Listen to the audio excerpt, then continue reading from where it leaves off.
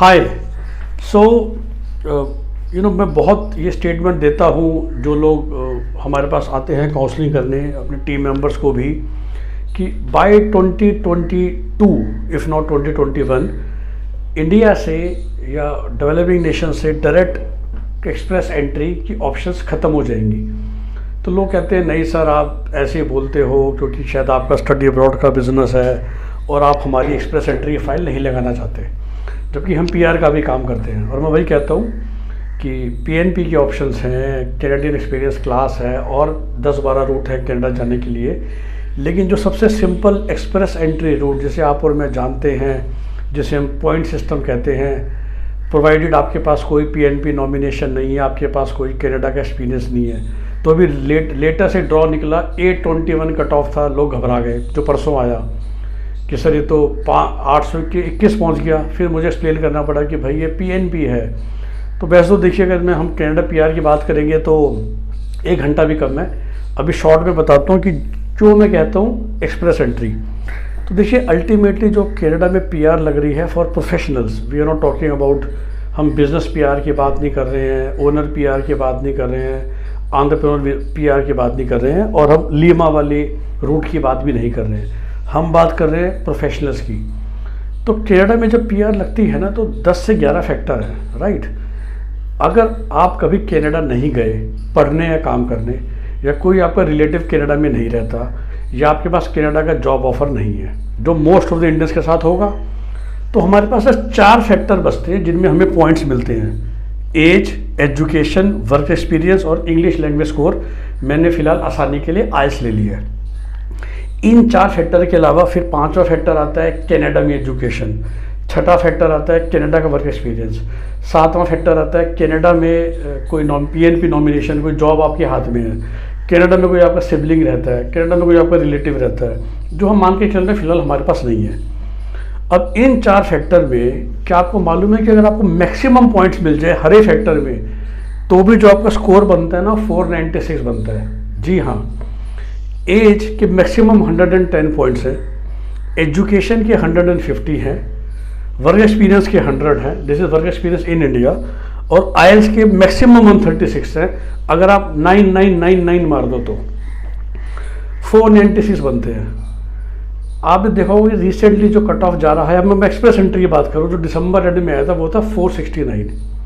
ज़रा सोचिए, एज के मैंने पूरे मार्क्स दिए, एजुकेशन में थोड़ा समझाता हूँ, तो 110 जो मैक्सिमम मार्क्स है वो हैं जब तक आपकी एज 29 है। जैसे ही आज आपकी एज 29 से 30 1 साल होती है ना, आपको ये 105 पॉइंट मिलते हैं, सिर्फ 5 पॉइंट कम हो गए। आपकी एज 32 हो गई, ये पॉइंट घट के सिर्फ 94 रह जाएंगे। और अभी आप देखते जाइए कि इसका क्या फ़र्क पड़ेगा। अभी मैं मान के चल रहा हूँ कि आप 24 से 29 साल के यंग बंदे हैं, फुल पॉइंट 110। एजुकेशन में आप मास्टर्स थे, पीएचडी तो बहुत रेयर होता है ना, तो आपको मिलेंगे 135 पॉइंट, तो मैक्सिमम से आपके 15 ऑलरेडी कम हो चुके हैं। वर्क एक्स हम मान के चलते हैं आपके पास वही मोर देन 3 इयर्स है, आपको पूरे 100 पॉइंट मिले हुए हैं। और आइल्स में जो हम मशहूर कहते हैं 777-8 आप ले आए, 777-8 आप ले आए, तो भी आपको 124 पॉइंट मिलते हैं। 124 जमा 100 जमा 135 जमा 110 एग्जैक्टली 469 होता है, जो कि इस समय last express entry cut off थी जो दिसंबर एंड में निकला था। अब उससे पहले तो 473 हो गया था। तो इमेजिन कीजिए कैसे पॉसिबल है। एज के मैंने मैक्सिमम पॉइंट ले रखे हैं, वर्क एक्स मैक्सिमम पॉइंट ले रखे हैं। वो जो लोग थे जो इतने सारे थे 473 वाले, या तो वो पीएचडी थे या उन्होंने 777-8 में भी ऊपर मारा। तो देखिए 777-8 में हो गया 124, मैक्सिमम स्कोर है 136, द डिफरेंस इज 12, राइट। वो 12 पॉइंट पता क्या है, हर एक फैक्टर का 3 पॉइंट है। अगर हम बात करें ना रीडिंग, राइटिंग, स्पीकिंग, लिसनिंग, जैसे कि लिसनिंग में अगर आपके ऑलरेडी 8 है तो 124 पॉइंट बन रहे हैं आपके। अब अगर आपके ये 777 ही हो और आप 8 के बदले 8.5 कर दो लिसनिंग में, तो आपके ना यहाँ 3 पॉइंट ऐड हो जाते हैं, तो आपके 127 हो जाएंगे। दिस इज हाउ ये स्कोर वर्क करता है। सिमिलरली आपके रीडिंग, राइटिंग में या स्पीकिंग में 77 है। मैं आपको अगर एग्जैक्ट बताऊं तो ये ऐसे बढ़ेगा कि स्पीकिंग में अगर आप 7.5 लाओ, या 8 लाओ या 8.5 लाओ, आपको 3 पॉइंट एक्स्ट्रा मिल जाएंगे। रीडिंग में आप 7.5 लाए तो कोई पॉइंट एक्स्ट्रा नहीं मिलेगा। आप 8, 8.5 या 9 ले तो 3 पॉइंट एक्स्ट्रा। राइटिंग में भी सिमिलरली आप 7.5, 8, 8.5 तो 3 पॉइंट एक्स्ट्रा। तो 777 पे मिले 124। और फिर अगर आप हर एक फैक्टर के ऊपर चले गए, जिसमें मैंने अभी बोला कि राइटिंग में और स्पीकिंग में तो आधा पॉइंट बढ़ते ही आपको 3 पॉइंट मिल जाएंगे। रीडिंग में कम से कम आपको 8 पे पहुंचना पड़ेगा, और लिसनिंग में तो आप पहले ही 8 पे थे, 8.5 पे भी, 9 पे भी 3 पॉइंट एक्स्ट्रा। तो 124 पे तो 469 बने। तो 472 वाले कौन थे? मैक्सिमम 135 मैक्सिमम, और शायद 778 के ऊपर भी एक फैक्टर में और पॉइंट ले आए थे।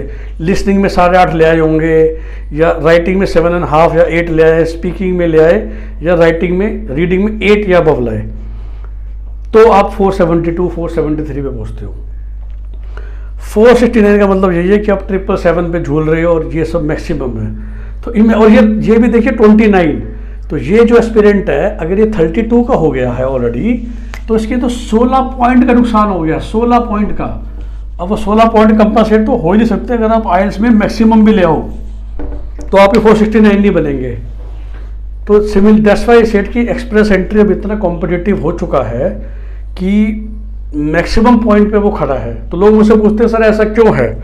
तो बार बार रिपीट करता हूँ, देखिए कनाडा स्कोर को नहीं बढ़ाता है, स्कोर को तो हम ही बढ़ाते हैं ना।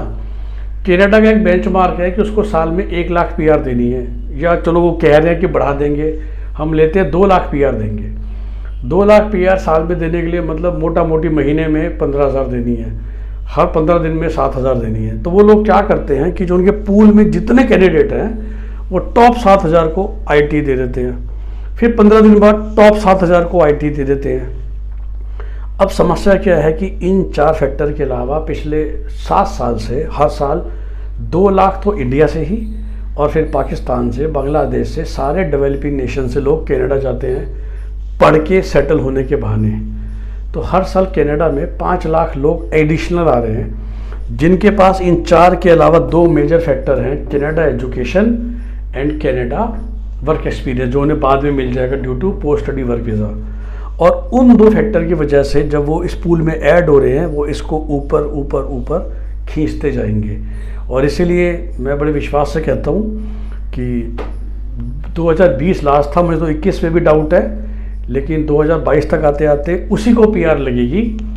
मैं इस रूट की बात कर रहा हूँ जिसके पास वो 2 पॉइंट हैं, कनाडा एजुकेशन के और कनाडा वर्क एक्सपीरियंस के। तो इसलिए जो लोग इस एज में हैं, अभी भी मौका है, आप स्टडी रूट से जा सकते हैं। एक्सपीरियंस एंट्री रूट बहुत मुश्किल है।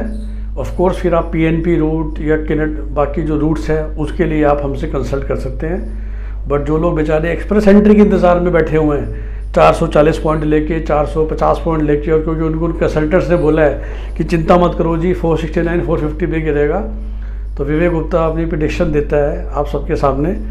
ये स्कोर मुझे नहीं लगता कि हमारी लाइफ टाइम में अब कभी इसके नीचे आएगा, या बहुत नीचे आएगा। 450 तो पक्का ही नहीं आएगा। हाँ, कनाडा को बहुत सारे इकट्ठे लोग चाहिए होंगे तो 1-2 पॉइंट नीचे आ जाए।